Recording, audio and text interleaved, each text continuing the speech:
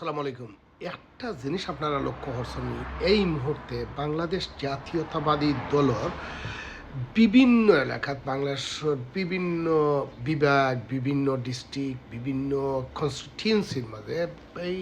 বিভিন্ন নেতা হলে তারার ক্যাম্পেইনিং চালাইয়া যাইরা আগামী জাতীয় নির্বাচনও তারা অংশ নেওয়া লাগে। সো কতই লিগিয়া প্রত্যেকটি এলাকায় একজন দুইজন তিনজন করে ক্যান্ডিডেট হল আসুন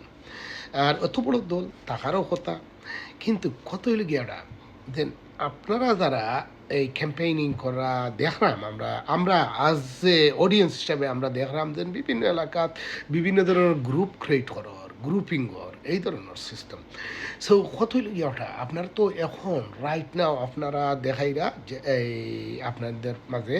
দেশপ্রেম আছে কিন্তু আপনার তোর মাঝে আমার যে প্রশ্নটা হইল আপনার তোর মাঝে কি দল প্রেম আছে কারণ আপনারা এই মুহূর্তে যে বিভিন্ন গ্রুপ ক্রিয়েট করা যে এই গ্রুপ ক্রিয়েট করা যদি নির্বাচন একজন প্রার্থীরে দলে নমিনেশন দিতে পারে দলের হাইকমান্ডে নমিনেশন দিতে পারে বারবার দলের হাইকমান্ডে খবর যেটা যেন দলের সিদ্ধান্তরে মানার লাগি দলের যে কোনো সিদ্ধান্তরে সহলে ঐক্যবদ্ধভাবে মানতে হবে এইটা হওয়ার কিন্তু আমার প্রশ্ন ওটা হইল যে আপনারা যারাও খাড়াইরা এই ক্যাম্পেইনিং করা যদি আপনার দলে দেয় না তাইলে আপনি কি তাও আপনি কি সাইলেন্ট হইয়া বই দিবা অ্যান্ড আপনার যে দলের ক্যান্ডিডেট তারে সাপোর্ট দিবা কারণ অতীতে দেখছি বিভিন্ন এলাকাত একজন খাড়ইলে আরেকজন খাড়ই দেয় আর আমি এইটাও কইম যদি এই ধরনের হয়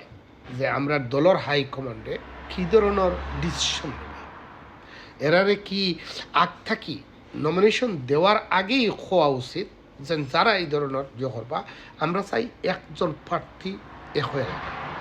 এখন বাংলাদেশও আমরা যদি 300টা আসন থাকে ইনও যদি আমরা 600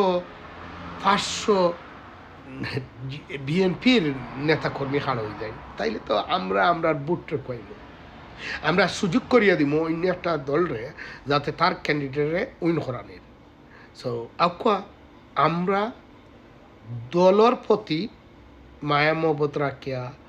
দেশ প্রেমও দেখাই অ্যান্ড দল প্রেমও দেখাই আগামী নির্বাচনও একক প্রার্থীরে আমরা ভোট দেই আর